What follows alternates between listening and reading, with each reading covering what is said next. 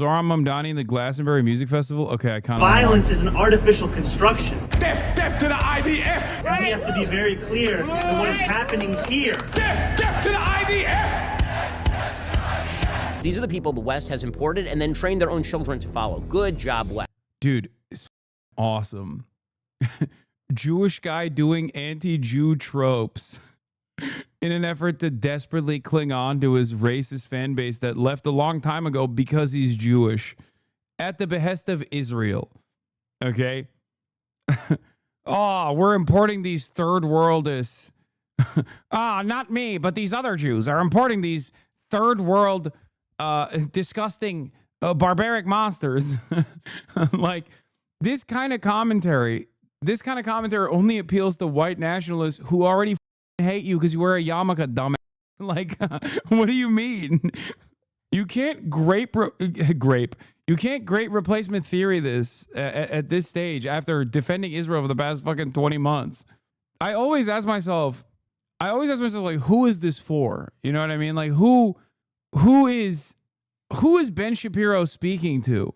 44,000 views in 4 hours. Apparently not a lot of people. West. Excellent job. The other big continuing story of politics in the United States, of course, is the impending election of Zohran Mamdani as mayor of New York City. So Zohran Mamdani, he continues to be as radical as it is possible to be. He is sympathetic to jihadism. He is effectively communistic in his approach to the markets. He is, in fact, racist against white people. And there's no other way to read the agenda that he has spelled out publicly. He was asked by CNN, what are your feelings about capitalism? His answer was, I don't like it. Do you like capitalism? No, I have many critiques of capitalism. And I think ultimately the definition for me of why I call myself a democratic socialist is the words of Dr. King decades ago. He said, call it democracy or call it democratic socialism. There must be a better distribution of wealth for all of God's children in this country. And that's what I'm focused on is dignity and taking on income inequality. And for too long, politicians have pretended that we're spectators to that crisis of affordability. We're actually actors, and we have the choice to exacerbate it, like Mayor Adams has done, or to respond to it and resolve it, like I'm planning to do. He does not like capitalism, you understand? He's in the greatest financial center in the history of the world, in New York City, and he does not like capitalism. That would seem to be a bit of a warning flag, you might think, especially given the fact he's a career useless person. He's a 33-year-old who's never held a solid job a day in his life until he's going to become mayor of... What solid job have you held? You're a failed movie writer, dude. The biggest city in the country and a financial center of the West. He grew up in the home of a radical anti-colonialist, in scare quotes, professor at Columbia University who's sympathetic to every form of radicalism, and an Indian American mother who made radical left-wing films in Hollywood. That is yeah, something you failed to do, by the way, which is make any movies in Hollywood, which is why you then started your own company to make movies and you failed again, you know? Oh yeah, we talked about this already. Mahmoud Mamdani's take. His upbringing, rich, privileged, as left-wing as possible, became a citizen rather late in life, and now is running for mayor of New York on the platform of I hate capitalism and I hate Donald Trump. And also white people are bad. According to the New York Post, New York City mayoral candidate Zohran Mamdani wants to hike property taxes for, quote, richer and whiter neighborhoods. It says that in his campaign platform, quote, shift the tax burden from overtaxed homeowners in the outer boroughs to more expensive homes in richer and whiter neighborhoods. And now that's just plain racist and also a violation of the Civil Rights Act. You're not allowed to use the law to discriminate against people on the basis of their race, obviously. Pretty astonishing that he is saying that sort of stuff out loud. But again, he can say all of this sort of stuff because being a radical with the college-educated white liberal base is the feature, not the bug. And there's so many people who are rational, who are hearing all this and they're like, wait a second, how's this guy going to win? And the answer is he's going to win because of this. Because the virtue signaling on the left is just that strong. It is that important to be radical. And the omnicause must prevail. They're going to elect a guy who literally said that violence is an artificial construction. Here he was, not all that long ago, talking about violence while he was promoting defunding of the police. Oftentimes, we've even found as legislators. All right, I don't really care about the Zohran shit. I want to see the death to the IDF. I want to see him fucking mauled. Okay, let's see. Maybe he'll shit on Tucker, too. Jerry Dunleavy. TV writing. Zohran Mamdani's relationship with Sarsour went largely men. A long October Israel in Palestine. Yeah. Brad Lander also friends with Linda Sarsour. Too late, Ben. Nobody gives a fuck about that either. That's like Ben trying to do the fucking 2016 era smears of being like Linda Sarsour is anti-Semitic. Why? Because she's pro-Palestine. Yeah, you got it. Okay. Palestine, a group that instructed its nation stores or love socialism or love like foreign-born midwits running their cities? Probably not. That guy was the only person in the New York City mayor's debate to say he wanted to focus on New York City. All the candidates were asked, if you could visit a foreign country, what would it be? And they all, of course, I can't wait for Ben to be like, it's actually deeply anti-Semitic that Tucker Carlson said this. You are supposed to go to Tel Aviv to be the mayor of New York. Said Israel, great. And he said, I wouldn't go anywhere. I'd stay in New York. And like if I want to meet Jewish constituents, I go to their synagogues, their homes or whatever, but I'd be here in New York because that's what I'm doing. I'm running New York. That's my job. Well, he gave the right answer. He gave the right answer. He gave the right answer at least. And he's talking, I totally oppose his program. Just absolutely. To be clear. I don't think it works, but he's talking about economics. Yep. And everyone else is talking about foreign policy. Why is it hard to talk about economics, domestic economics? I don't know. Apparently they don't know how to fix it. Unbelievable. Okay, again, saying that you oppose his agenda and then praising him for talking about economics as a communist is pretty incredible. But again, the horseshoe theory there is all about the fact that Mamdani hates Israel. Oh, wow. Wow. Ben hates Marjorie Taylor Greene and Tucker Carlson. Wow. And so, of course, to some of the people that you just saw on your screen, which is why they've been expressing so much support for all of the opponents of Israel that they can find on their shows. And that's kind of an amazing horseshoe theory thing happening right there, because that's not actually what Mamdani said. If you actually go back and watch the debate, he didn't say, I don't want to focus on the Middle East. I just want to focus on what's happening here. He literally said he believes in the disestablishment of Israel as a Jewish state. That's what he actually said during the... Why should we care about this? Like, I care about this because I think it's abhorrent that our tax dollars are going there. Even if our tax dollars weren't going there and Israel was truly a sovereign state and was literally doing the Holocaust, I would still care on the basis of humanity, right? Because this is an unconscionable, evil thing to do to another population, okay? But like, why should the average American who doesn't give a fuck about any of that stuff care to this degree? Like, oh my God, Israel cannot be he wants to disassemble Israel being a Jewish demographic ethno-state. It's like, yeah, dude, why should any of your fucking fans care about this?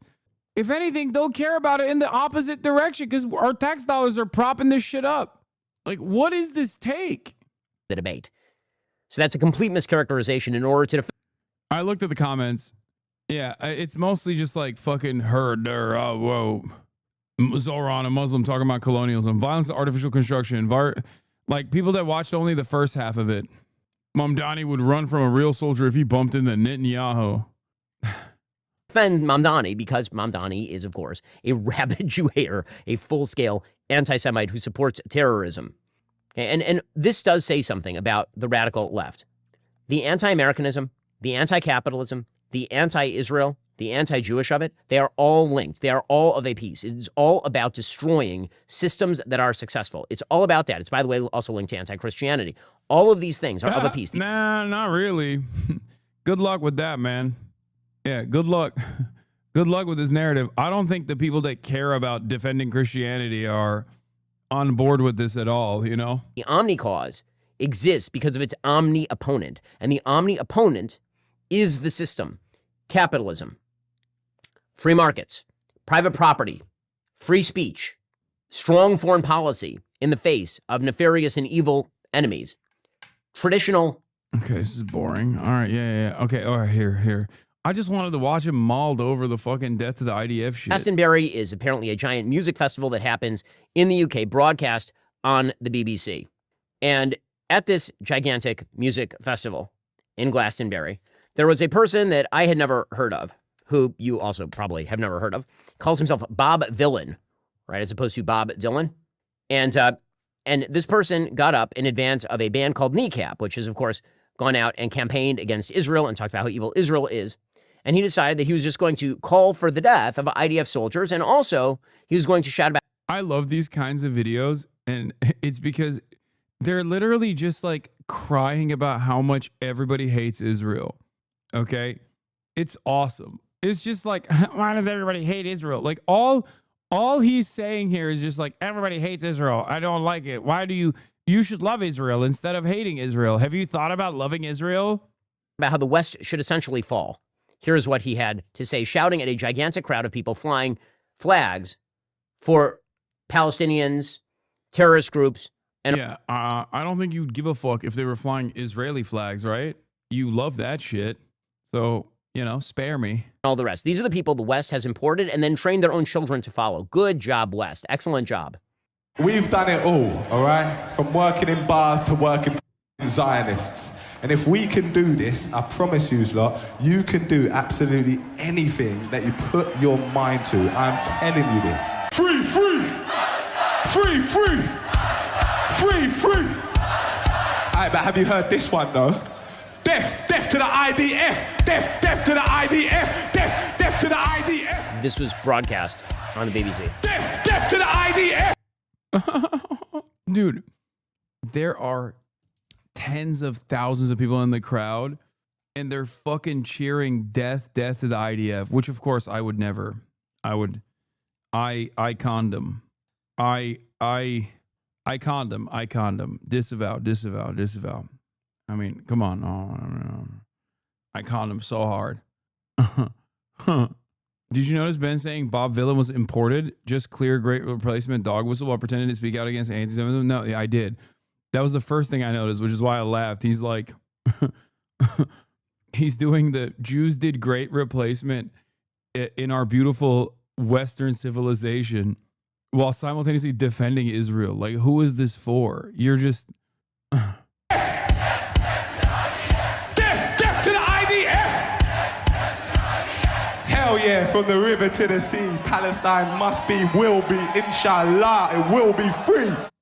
So, just going to point out, Hamas is not going to attack that music festival, not like the Nova Music Festival, because all of the Hamas... Yeah, because it's not slammed next to a fucking open-air prison as a part of an ongoing apartheid system that is being propped up.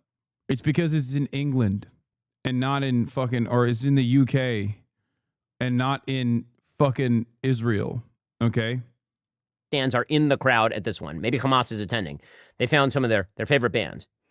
This was broadcast in living color on the BBC. By the way, it wasn't just that this human piece of dreck suggested death to the IDF. He also ran around the stage shouting, quote, "I heard you want your country back. Shut the fuck up." Heard you want your country back! Ha! Shut the fuck up! Heard you want your country back! You can't have that! Heard you want your country back! This part was the best. Like, watching white ladies... You can't have that! Heard you want your country... Like, I did not understand what the UK was about. This dramatically changed my opinion, okay? Like, that's awesome. Like, never in my life would I have thought a British Barbara...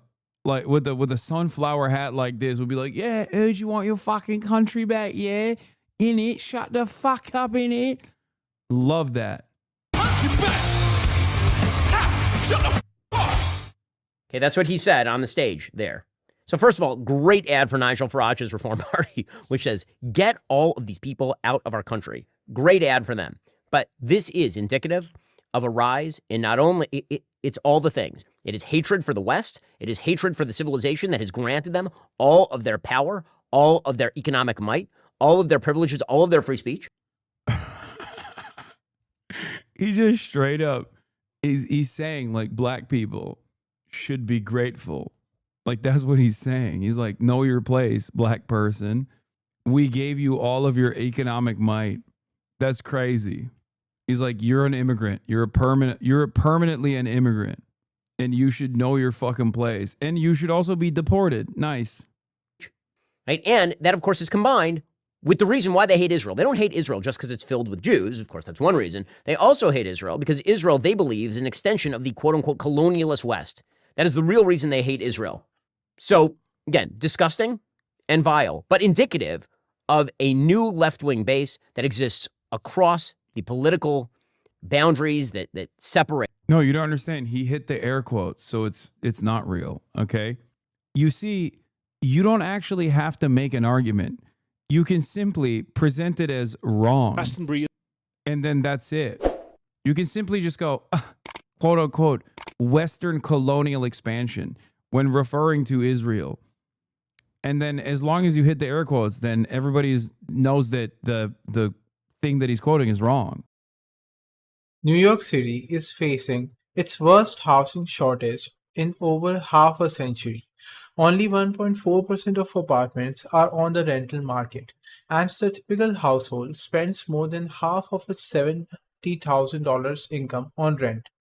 Decades of unfulfilled promises have left the city scrambling for solutions as demand far outstrips supply. Mamdani's ambitious agenda. As the Democratic primary winner and apparent frontrunner for mayor, Zohran Mamdani has laid out a sweeping plan to reverse the city's housing crisis. Rent stabilization freeze. Immediate freeze on rents for roughly 1 million rent stabilized units. 200,000 new affordable homes. Commit to building 200,000 permanently affordable apartments over the next 10 years, aimed especially at low-income families and seniors. Public housing investment. Double the city's capital spending to preserve and repair NYCHA's 177,000 units, which have suffered decades of neglect. Increased borrowing. Seek state approval to borrow an additional $70 billion to finance these deeply subsidized developments. Zohran Mamdani's housing platform represents some of the most ambitious proposals New York City has seen in decades. Yet, high development costs, potential federal funding rollbacks, the need for deep subsidies, debt limit constraints, and the structural fragility of existing affordable and public housing stock all pose formidable barriers. Turning campaign rhetoric into tangible progress will require detailed fiscal planning, legislative negotiations, and broad understanding. If you found this video interesting, then make sure to hit the like button and subscribe to this channel for more videos like this, and thanks for watching.